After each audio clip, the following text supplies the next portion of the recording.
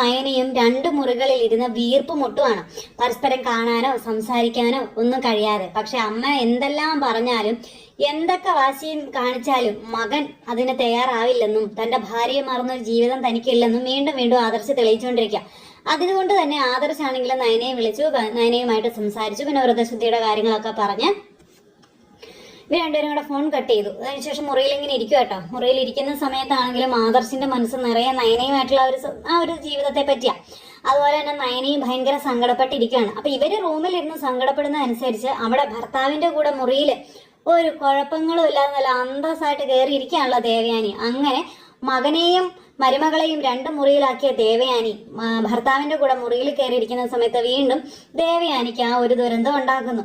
അതും ആ ഒരു തലചുറ്റലും കാര്യങ്ങളും ഒക്കെ ആയിട്ട് പുള്ളിക്കാരി പെട്ടെന്ന് അങ്ങ് അവശതയാവും കേട്ടോ. അപ്പോഴത്തേക്കും പിന്നെ ജയൻ എഴുന്നേറ്റ് വെള്ളം കൊടുക്കാനൊക്കെ ഇങ്ങനെ നോക്കുന്നു. പിന്നെ ദേവയാനിക്കാണെന്നുണ്ടെങ്കിൽ പെട്ടെന്ന് ഒരു ഇതുപോലെ ഇനിയിപ്പം താനും മുറിയിൽ കിടന്നിട്ടാണോ എന്നുള്ളൊരു ടെൻഷനും കാര്യങ്ങളൊക്കെ. വേഗം തന്നെ ജയൻ അന്നേരം പറഞ്ഞു, മകനെയും മരുമകളെയും രണ്ട് മുറിയിലാക്കിയിട്ട് നീ ഇവിടെ വന്ന് കിടന്നത് ഒരുപക്ഷെ അയ്യപ്പസ്വാമിക്ക് ഇഷ്ടമായിട്ടുണ്ടാവില്ല, അതുകൊണ്ടായിരിക്കും ഇങ്ങനെ സംഭവിച്ചതെന്നും പറഞ്ഞുകൊണ്ട് ഇങ്ങനെ പറയുക.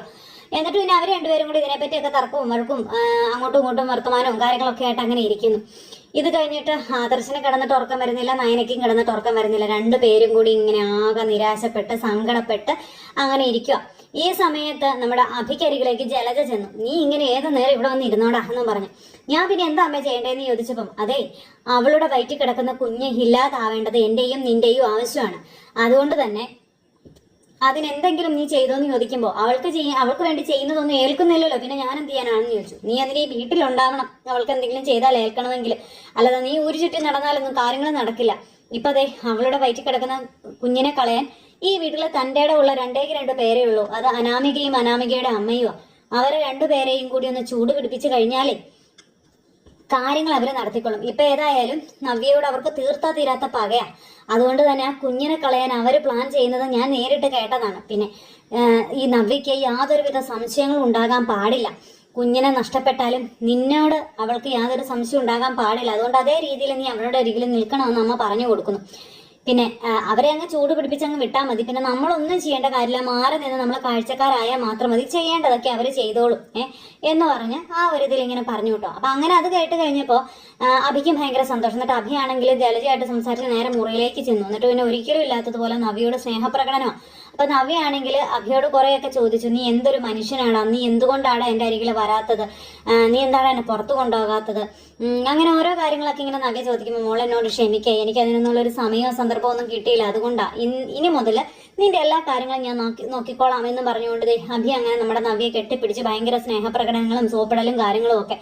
ഇനി നിന്നെ ഞാൻ എന്താ ചെയ്യാൻ പോകുന്നെന്ന് നീ കണ്ടോടി, നിന്റെ കുഞ്ഞൊന്ന് പൊയ്ക്കോട്ടെ, പിന്നെ നീ അനന്തപുരത്തറവാട്ടിൽ എൻ്റെ ഭാര്യയായി ഉണ്ടാവില്ലെന്ന് പറഞ്ഞുകൊണ്ട് അഭി ഇങ്ങനെ മനസ്സുകൊണ്ട് എന്നിട്ട് അവിടെ നിന്ന് ഇങ്ങനെ പറയാം നവ്യയെ കെട്ടിപ്പിടിച്ചോണ്ട്. അങ്ങനെ അവർ തമ്മിൽ ഈ കാര്യമൊക്കെ പറഞ്ഞിട്ട് അതെല്ലാം കഴിഞ്ഞു കേട്ടോ. ഇത് കഴിഞ്ഞതിന് ശേഷം നമ്മുടെ അനി റൂമിൽ ചെന്നിരിക്കുന്ന സമയത്ത് അനാമിക വീണ്ടും അനിയെ ചൊറിഞ്ഞുകൊണ്ട് ചെല്ലുന്നു.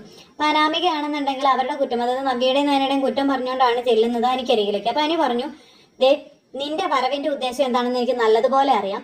നീ ഒരിക്കലും മനസ്സറിഞ്ഞ് എന്നെ സ്നേഹിച്ചിട്ടില്ല, അല്ലെങ്കിൽ ഈ കുടുംബത്തിലുള്ള ആരെയും സ്നേഹിച്ചിട്ടില്ല. ഈ കുടുംബത്തിൽ കടന്നു കൂടാൻ വേണ്ടിയിട്ട് മാത്രമാണ് നീ എൻ്റെ മുന്നിൽ സ്നേഹം അഭിനയിച്ചത്. അതിനുവേണ്ടിയാണ് നീ ഓരോന്ന് കാട്ടിക്കൂട്ടിയത്. അത് കാട്ടിക്കൂട്ടിയത് കൊണ്ട് തന്നെ എൻ്റെ ജീവിതത്തിലേക്ക് നീ കയറിപ്പറ്റി.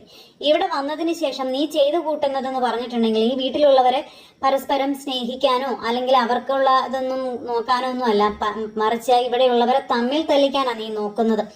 അതിന് വേണ്ടിയിട്ടാണ് നീ കാണിച്ചുകൊണ്ടിരിക്കുന്നതെന്ന് എനിക്കറിയാം. നിന്റെ മനസ്സിൽ ഒരിക്കലും ഒരു നന്മയില്ലെന്ന് എനിക്കറിയാം എന്നൊക്കെ പറഞ്ഞ് നമ്മുടെ അനി ഇങ്ങനെ പറഞ്ഞു. ഇത് കേട്ട് കഴിഞ്ഞപ്പോൾ അനാമികയ്ക്ക് ചൊറിഞ്ഞു വരും കേട്ടോ. അനാമിക എന്നിട്ട് അനിയോട് കുറെ ദേഷ്യമായിട്ട് സംസാരിച്ചു. നീ ഇനി എന്തെല്ലാം എൻ്റെ മുന്നിൽ നിന്ന് സംസാരിച്ചാൽ അനാമികയെ നീ ആരാണെന്ന് എനിക്ക് നല്ല വ്യക്തമായിട്ട് അറിയാം.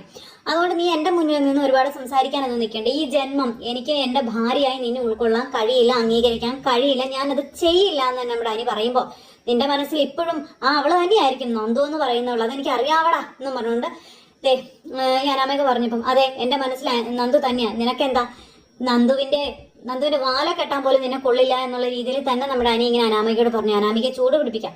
അതും കൂടെ കേട്ടപ്പോൾ അനാമികയ്ക്ക് ഇരട്ടിക്കൽ, നവ്യയോട് പകരം വീട്ടിയേ പറ്റുള്ളൂ എന്നുള്ളൊരു ഒറ്റ ഇതായി. എന്നിട്ട് അമ്മയും മോളും കൂടി ഈ കാര്യം എല്ലാം കൂടെ അവിടെ ഇരുന്ന് ചർച്ച ചെയ്യണം. ചർച്ച ചെയ്തിട്ട് അച്ഛനെ വിളിച്ച് ഇവിടെ ഇരുന്ന് ചർച്ച ചെയ്യുന്നു. അമ്മയും അച്ഛനും മോളും കൂടെ ചർച്ച ചെയ്ത് പിറ്റേ ദിവസം ആയി കഴിഞ്ഞപ്പോഴത്തേക്കും നവ്യയുടെ കുഞ്ഞിനെ നശിപ്പിച്ച് കളയാനായിട്ടുള്ള വിഷമായിട്ട് ഈ പറയുന്ന വേണു വരുക. വേണു വന്ന് മകൾക്കും ഭാര്യയ്ക്കും കൈകളിലേക്ക് ഇത് ഭദ്രമായിട്ട് ഏൽപ്പിക്കുന്നു. അതങ്ങ് കയ്യിലേക്ക് വെച്ച് കൊടുത്തു കഴിഞ്ഞപ്പോൾ മോളി ചോദിച്ചു, ഇത് പായസത്തിൽ കലർത്തിയ പൊടി പോലെ ആകുമോ അച്ഛാ, നമുക്ക് തന്നെ തിരിച്ചടി ആവുമെന്ന് ചോദിച്ചപ്പം ഒരു കാരണവശാലും അങ്ങനെ ഉണ്ടാകരുത്. കാരണം ഇതിനകത്തുള്ളത് മാരകമായ വിഷമാണ്. ഈ സാധനം ഉള്ളിൽ ചെന്നാൽ അത് ആരാണോ കഴിക്കുന്നത് മിനിമം 2 ആഴ്ചയെങ്കിലും അവർ കിടന്നിടത്തൊന്നും എഴുന്നേൽക്കില്ല, കിടന്ന കിടപ്പ് കിടക്കും. അത്രയ്ക്ക് ഭീകരമായിട്ടുള്ള സാധനം ഇത്. അത് വളരെ സൂക്ഷിച്ച് വേണം കൈകാര്യം ചെയ്യാനെന്നും പറഞ്ഞ് അച്ഛൻ ഇങ്ങനെ മകൾക്കും ഭാര്യയ്ക്കും പറഞ്ഞു കൊടുക്കാം. എന്റെ വേണുവേട്ടാ, നമുക്കിത് വിനയായിട്ട് വരുമോ എന്ന് രേവതി ചോദിക്കുമ്പം അതാ പറഞ്ഞത്, വളരെ സൂക്ഷ്മതയോടുകൂടി കൈകാര്യം ചെയ്യണമെന്ന്. ഒരിക്കലും ഇത് വേറെ ആരുടെയും വയറ്റിൽ പോവാനുള്ള ഒരു സാഹചര്യം ഉണ്ടാകരുത് എന്ന് പറഞ്ഞു. അങ്ങനെ ഇവര് രണ്ടുപേരും കൂടി അച്ഛനോട് കാര്യങ്ങളെല്ലാം ചോദിച്ച് ക്ലിയർ ചെയ്യുന്നു. അച്ഛനാണെങ്കിൽ എല്ലാ കാര്യങ്ങളും ഇവരോട് പറഞ്ഞു കൊടുക്കുന്നു. അങ്ങനെ അങ്ങോട്ടും ഇങ്ങോട്ടും പറഞ്ഞും സംസാരിച്ചും കാര്യങ്ങളെല്ലാം തീരുമാനിച്ച് ഉറപ്പിച്ച് ഇവര് നേരെ കുഞ്ഞിനെ വയറ്റിൽ വെച്ച് തന്നെ കൊന്നു കളയാനുള്ള പരിപാടികളും കാര്യങ്ങളും ഒപ്പിക്കുക. ഈ സമയത്ത് വേണു വന്നതും അതുപോലെ തന്നെ ഇവരുമായിട്ട് സംസാരിച്ചതും ഇവരുടെ കയ്യിലേക്ക് ഏതാണ്ടൊക്കെ കൊടുക്കുന്നതും എല്ലാം ജലജ കാണുന്നുണ്ട് കേട്ടോ. ജലജ കണ്ടിട്ട് ജലജ ഇങ്ങനെ ഇനിയിപ്പോൾ അധികം താമസമില്ല നവ്യയുടെ കുഞ്ഞ് പോകാനായിട്ട്, അവൾക്കൊരു അമ്മയാകാനുള്ള ഭാഗ്യം ഉണ്ടാവില്ല, അവളുടെ അഹങ്കാരത്തിന് ഇത് തന്നെ അവൾക്ക് വേണം എന്നൊക്കെ പറഞ്ഞ് ഇങ്ങനെ സ്വയം പറഞ്ഞ് അവിടെ അങ്ങനെ നിൽക്കുക വളരെ ഹാപ്പി ആയിട്ട്. ഇനി ഇത് മിക്കവാറും കലക്കി അനാമികയാണോ അനാമികയുടെ അച്ഛനാണോ അമ്മയാണോ കുടിക്കുന്നതെന്ന് അറിയില്ല. എന്തായാലും ആ ഒരു ദുരന്തത്തിൽ ആരാണ് ഇന്ന് ഇരയാകാൻ പോകുന്നത് എന്നുള്ള ഒരു ദുഃഖവാർത്ത കൂടി ഇനി വരാനിരിക്കും. ഇതേ സമയത്ത് നമ്മുടെ നയനയാണെങ്കിൽ നയനയോട് ദേവയാനി കാണിക്കുന്നതിന് ദേവയാനിക്ക് തിരിച്ചടി കിട്ടിക്കൊണ്ടിരിക്കുന്നു. നേരം വെളുത്തിപ്പോൾ ദേവയാനിക്ക് എഴുന്നേക്കാൻ പോലും പറ്റാത്തൊരവസ്ഥയാണ്. അപ്പോൾ ആദർശിന്റെ വ്രതം തെറ്റിക്കുന്നത് നയനയാണ് എന്നും പറഞ്ഞുകൊണ്ട് ഡയലോഗുകൾ അടിച്ചുകൊണ്ടിരുന്ന ഈ ദേവയാനിയാണ് ഇപ്പോൾ ജയന്റെ വ്രതത്തിന് ഇതായിട്ട് നിൽക്കുന്നത്, വിലങ്ങുതരിയായിട്ട് നിൽക്കുന്നത്. ജയന്റെ കൂടെ മുറിയിൽ കയറി അവിടെ വലിയ ആള് കളിച്ചങ്ങ് ഇരിക്കുന്നു. നേരം വെളുത്ത് എഴുന്നേറ്റ് കുളിക്കില്ല, അതുപോലെ തന്നെ സ്വാമിയുടെ കാര്യങ്ങൾ നോക്കില്ല. ഇതൊന്നും ചെയ്യാൻ ഇപ്പൊ ദേവയാനിക്കാ പറ്റാതായിക്കൊണ്ടിരിക്കുന്നത്. ദേവയാനിയെ തമ്പുരാൻ വെറുതെ വിടുവോ? ഇല്ല. ദേവയാനിക്ക് ഇതേ ആകാശകോടാലിയൊക്കെ ഇരിപ്പുണ്ടെന്ന് പറഞ്ഞൊരവസ്ഥയാണ് ഇപ്പം നടന്നുകൊണ്ടിരിക്കുന്നത്. എന്തായാലും നയനയുടെയും ആദർശിന്റെയും ജീവിതം തകർത്ത ദേവയാനി കാരണം ജയന്റെ വ്രതം ഇപ്പൊ തെറ്റുന്ന ആ ഒരു അവസ്ഥയും കാര്യങ്ങളൊക്കെയാണ് വരാൻ പോണത്.